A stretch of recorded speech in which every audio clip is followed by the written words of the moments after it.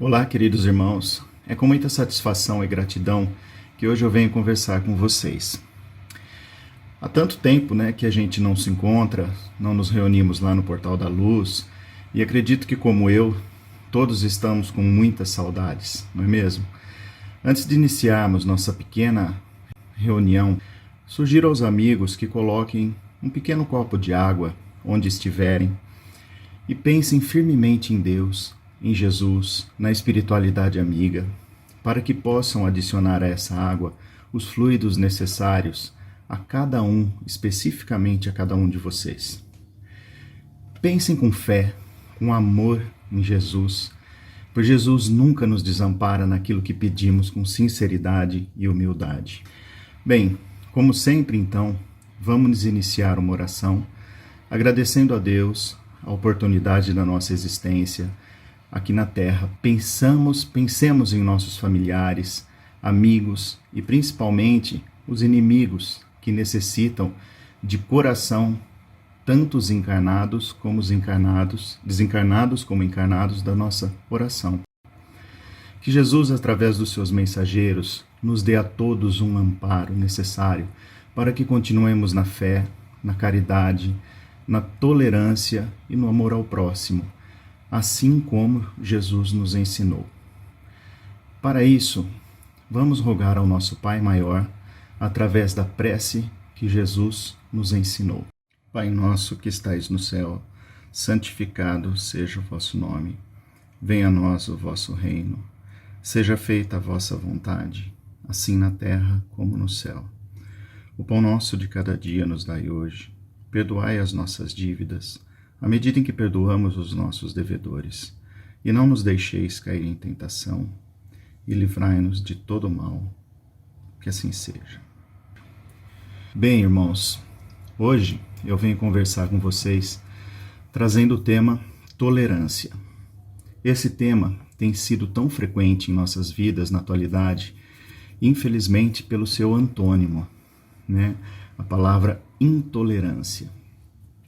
Confesso que, quando fui convidado a fazer essa palestra, ou melhor dizendo, essa nossa conversa, fiquei pensando em qual tema que eu poderia trazer para refletirmos juntos, e rapidamente me veio a palavra tolerância na cabeça.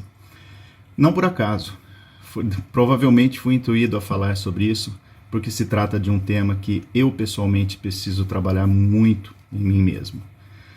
Cada vez mais temos visto várias formas de intolerância, como a tolerância racial, tolerância política, a intolerância de gênero, a intolerância no trânsito, que hoje em dia é mais comum que a gente vê, a intolerância no trabalho, intolerância religiosa e por aí vai.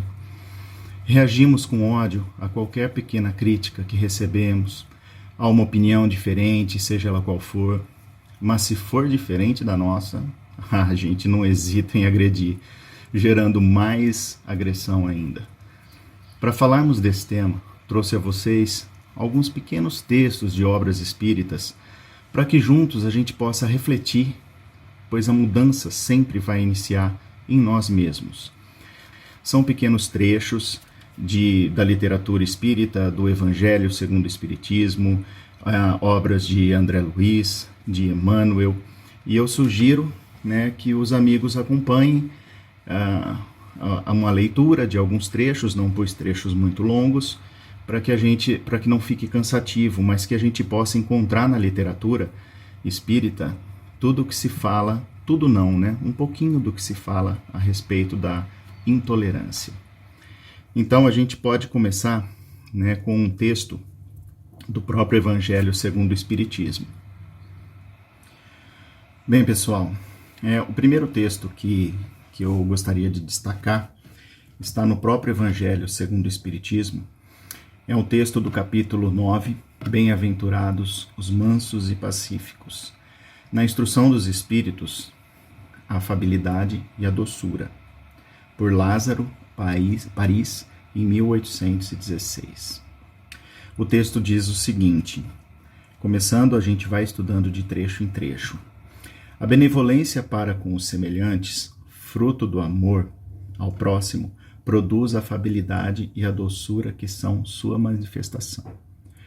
Ou seja, quando nós conseguimos ser benevolentes com o próximo, ser benevolentes com o nosso irmão, até mesmo com aquele nosso irmão que a gente não se dá muito bem, se a gente consegue ser benevolente, a gente, ao mesmo tempo, se torna mais, como ele usa a palavra, afável, afabilidade, doçura. A gente se torna mais doce, consequentemente. Continuando o texto, ele diz: entretanto, nem sempre se deve fiar nas aparências, pois a educação e o traquejo do mundo podem dar verniz a essas qualidades. Quantos há cuja fingida bonomia é apenas uma máscara para uso externo, uma roupagem cujo corte bem calculado disfarça as deformidades ocultas. Isso está dizendo o quê? Não adianta a gente ser bonzinho só nas aparências. Isso tem que se vir do nosso interno, é do nosso coração. Então, às vezes tem aquela pessoa, né, existem muitas, né, que a gente imagina, nossa, aquela pessoa é maravilhosa, ela faz tanto bem, é uma bondade em pessoa, mas dentro de casa, com a família, é uma pessoa agressiva, né, ou seja, ele está só com aquela máscara da bondade, né. Continuando, né, ele diz: o mundo está cheio de pessoas que trazem o sorriso nos lábios e o veneno no coração, que são doces, contanto que ninguém as moleste, mas que mordem a menor contrariedade, cuja língua dourada, quando fala face a face, se transforma em dardo venenoso quando falam por trás. Eu acho que esse parágrafo é indiscutível, né? A clareza que ele diz, né? As pessoas que são doces na palavra, mas que por trás a língua se torna um dardo venenoso, né? Isso é um perigo que a gente tem que sempre estar atento a nós mesmos, porque às vezes a gente, até sem querer, sem perceber, a gente cai em contradição e acaba fazendo isso. E o que causa tudo isso? A intolerância. Quando a gente não tolera alguma coisa, a gente critica, a gente às vezes fala por trás, a gente espalha maledicências, né? Isso também tem tudo a ver com a falta de tolerância.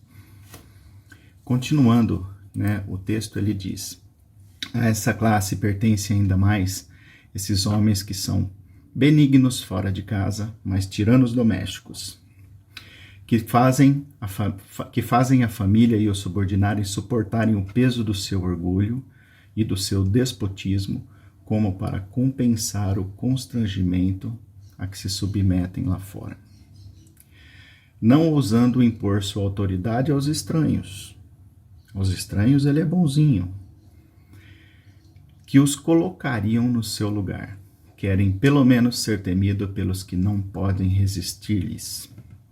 Sua vaidade se satisfaz com poderem dizer: aqui eu mando e aqui eu sou obedecido. Sem pensar que poderiam acrescentar, com mais razão, eu sou detestado. Não basta que os lábios destilem leite e mel, pois se o coração nada tem com isso, trata-se de hipocrisia. Aquele cuja afabilidade e doçura são fingidas, jamais se desmente. É o mesmo para o mundo ou na intimidade, e se sabe que se pode enganar os homens pelas aparências, não podemos enganar a Deus. Então, isso nos faz refletir o quanto no dia a dia a gente tem que se policiar, né, para que não caiamos na tentação, né, de sermos agressivos, e quando a gente encontra alguém lá no Portal da Luz, um amigo, um trabalhador, e a gente chegue cheio de afabilidade e doçura, e em outros lugares a gente, principalmente temos vários de nós que devem ter problemas, quase todo mundo tem problema na família, com familiares, e a gente ser pessoas intolerantes, né, na família. Continuando aqui, nós temos logo em seguida o capítulo 10, Bem-aventurados os misericordiosos. E nesse capítulo 10 tem o texto, o argueiro e a trave no olho. Para a gente, né, iniciar esse pequeno texto, a gente precisa explicar o que seria o argueiro. Segundo o dicionário, é uma partícula pequeníssima, destacada de qualquer corpo. É um cisco. O argueiro seria um cisco. Tá? E a trave a que se refere, na construção civil, uma trave é um tronco de madeira retilíneo, grosso, comprido, para sustentar partes elevadas de uma construção. É uma viga. Tá? Então, o texto fala sobre o argueiro e a trave no olho. O item 9 diz o seguinte: por que vês tu, pois, o argueiro no olho do teu irmão, e não vês a trave no teu olho? Ou como dizes a teu irmão, deixa-me tirar do teu olho o argueiro, quando tens no teu uma trave? Hipócrita, tira primeiro a trave do teu olho, e então verá como has de tirar o argueiro do olho do teu irmão. Isso está em Mateus, capítulo 7, de 3 a 5. Tá?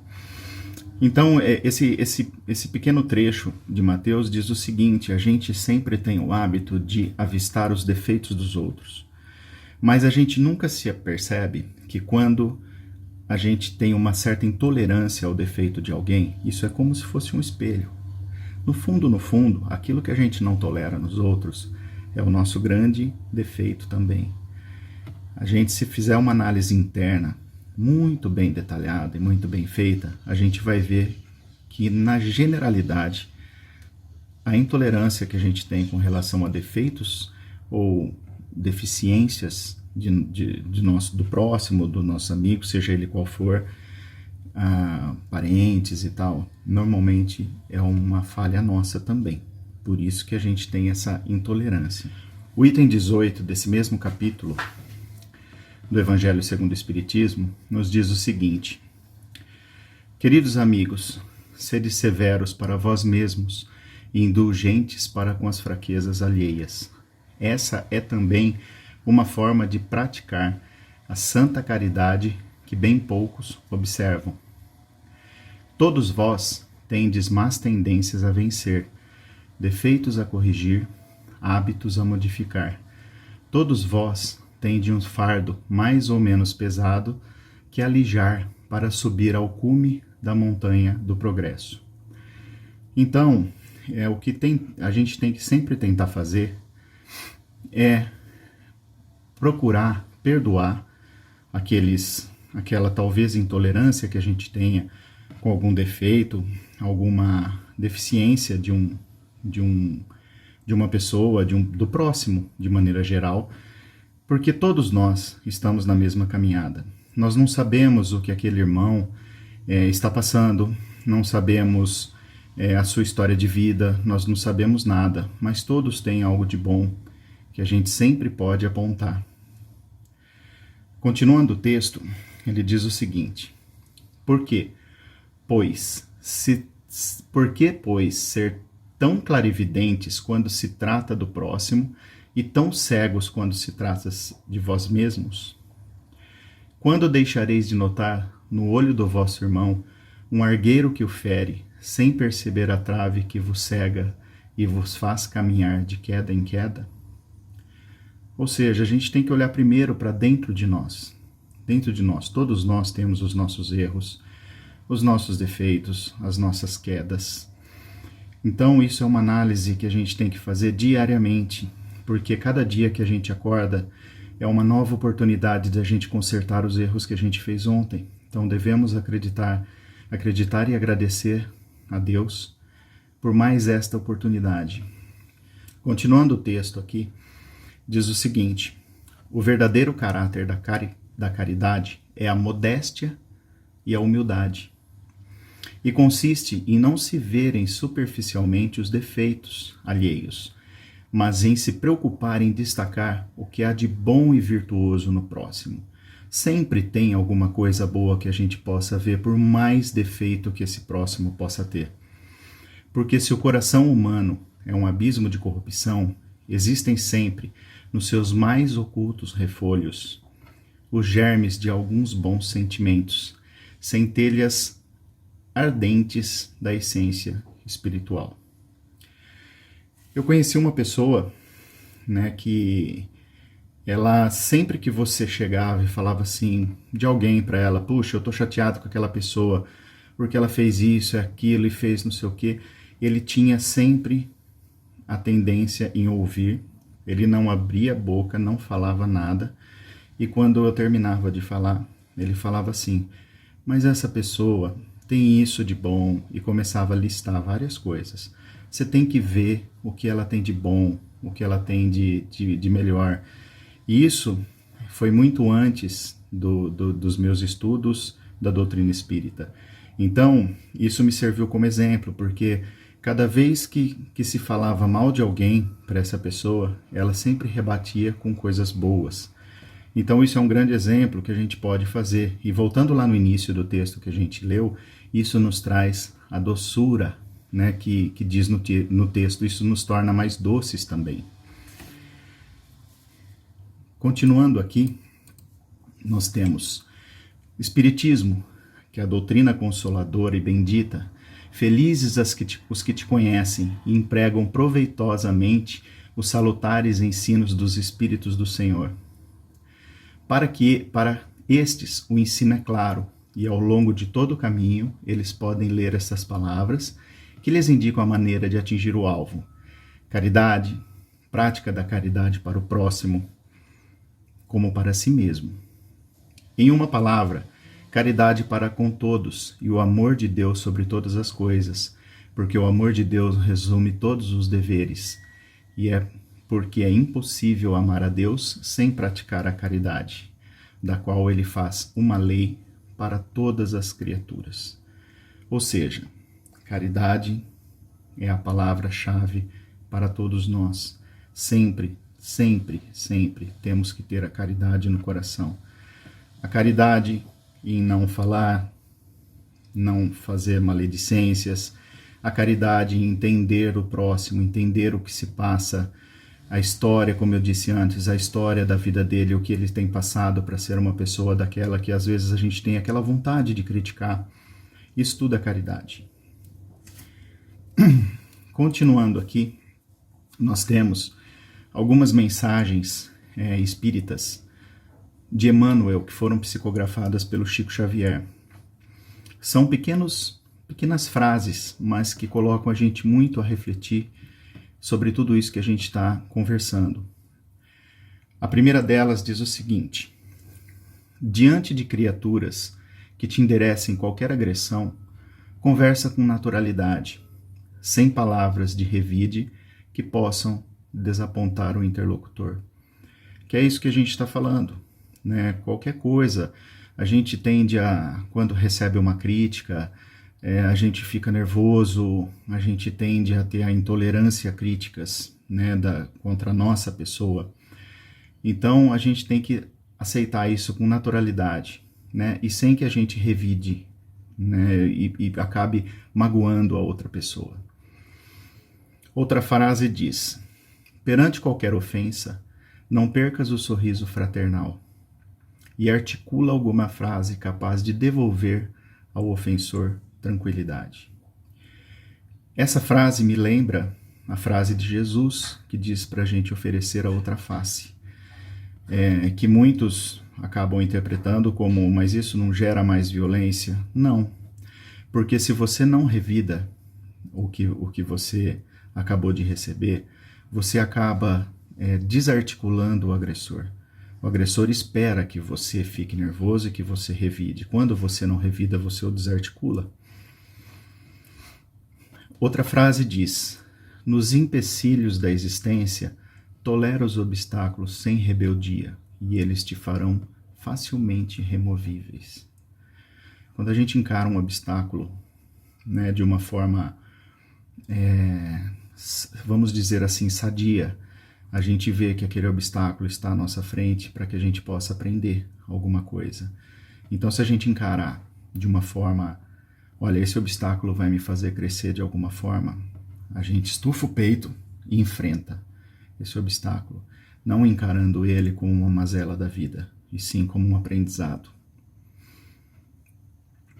No serviço profissional, suporta com paciência aquele colega difícil que todos nós devemos ter no nosso trabalho. E aos poucos, te observando a calma e a prudência, ele transformará para melhor as próprias disposições. E esta frase, ela nos fala do exemplo, né? Se você é uma pessoa que, tendo dificuldades com quem quer que seja, você encara isso e suporta com uma paciência, você consegue às vezes fazer com que aquela pessoa pense, puxa vida, eu agredi aquela pessoa, eu falei alto com ela e ela não me respondeu à altura, né? Que coisa legal, ao mesmo tempo a pessoa pensa. E aí ela começa bem aos poucos a mudar suas atitudes. Isso também é uma grande dica de Emmanuel para nós. Em família, que é o mais difícil, tolera os parentes menos simpáticos. E com teus exemplos de abnegação, conquistará de todos eles a bênção da simpatia. Isso tem muito a ver com a frase anterior, né? Mas já voltado à família. A família é onde nós temos os nossos maiores desafios. Nos aborrecimentos e provações que te surgem a cada dia, suporta com humildade as ocorrências suscetíveis de ferir-te, e a tolerância se fará a trilha de acesso à felicidade, de vez que aceitarás todos os companheiros do mundo na condição de filhos de Deus e nossos irmãos. Esta é mais uma frase também, né, que pede para a gente suportar os aborrecimentos com humildade. Muitas vezes a gente tem que parar, fazer uma oração, pedir a Deus para que nos acalme, para que nos ajude a suportar.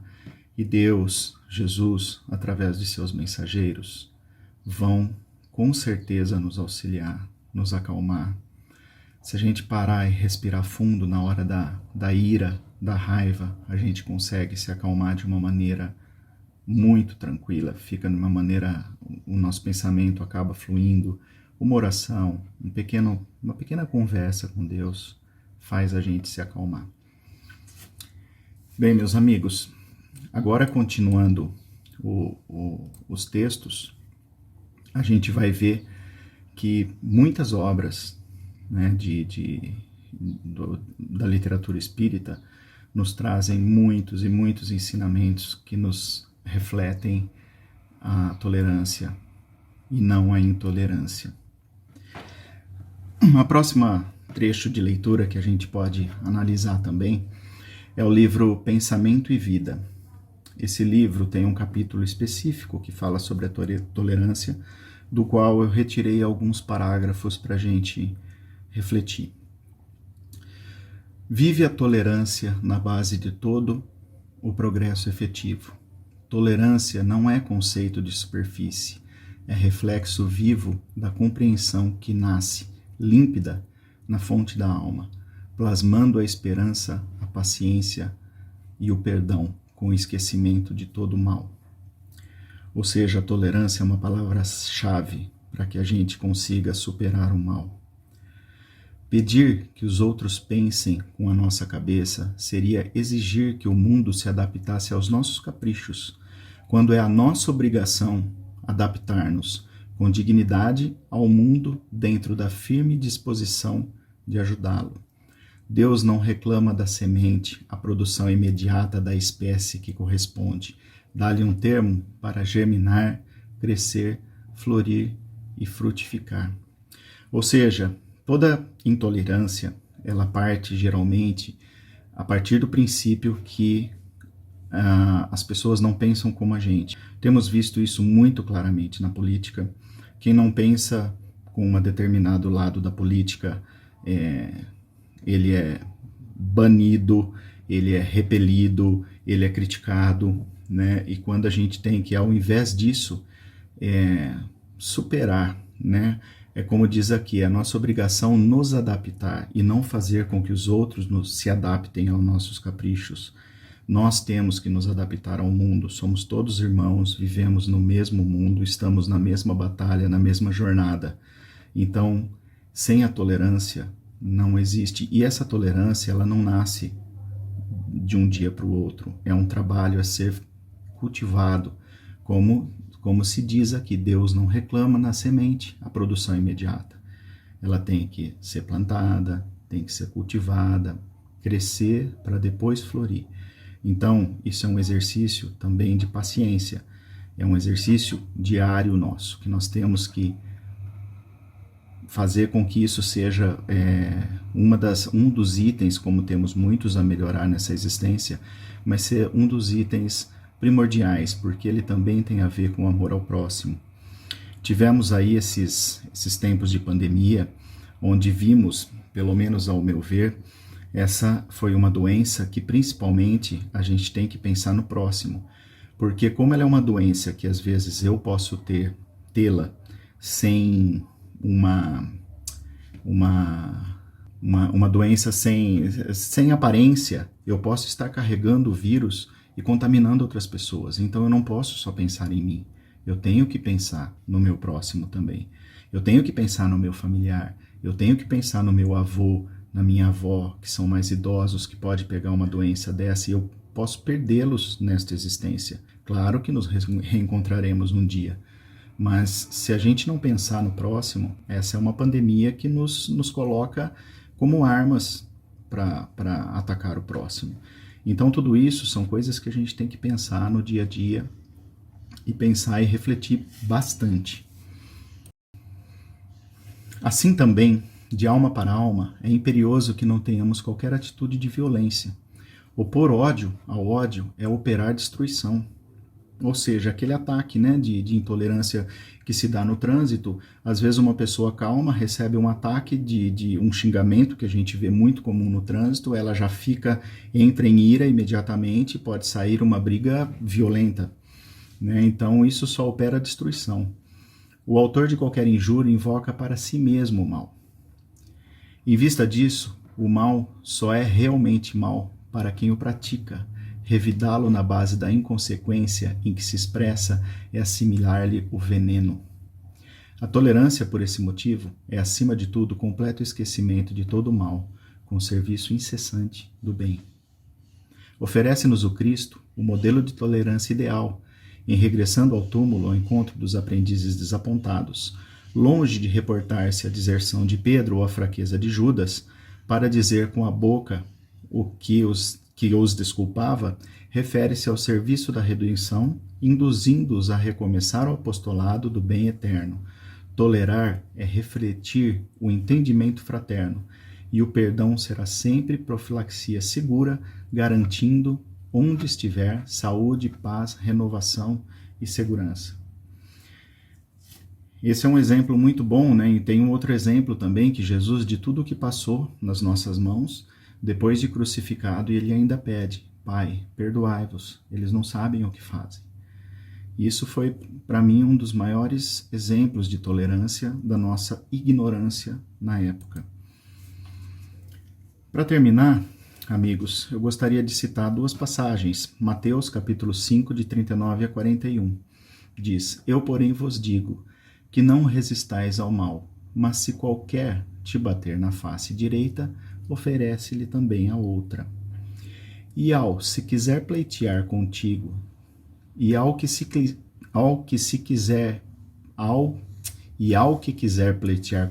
tirar-lhe o vestido, larga-lhe também a capa. E se qualquer te obrigar a caminhar 1 milha, vá 2 com ele. Ou seja, quando você recebe um ataque, vamos usar essa palavra, um ataque, não responda, né? Não responda.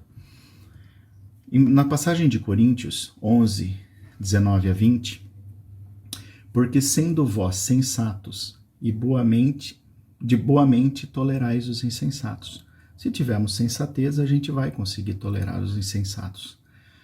Pois sois sofredores, se alguém vos põe em servidão, se alguém vos devora, se alguém vos apanha, se alguém se exalta, se alguém vos fere no rosto. Então, tudo isso, né, foi uma conversa aqui que a gente teve, que também serviu né, nas minhas pesquisas sobre o assunto, para que eu também pudesse refletir bastante sobre os meus próprios atos, sobre a minha constante reforma íntima. São pontos ainda que eu tenho que trabalhar muito, porque existem muitos momentos no meu trabalho, ou mesmo em família.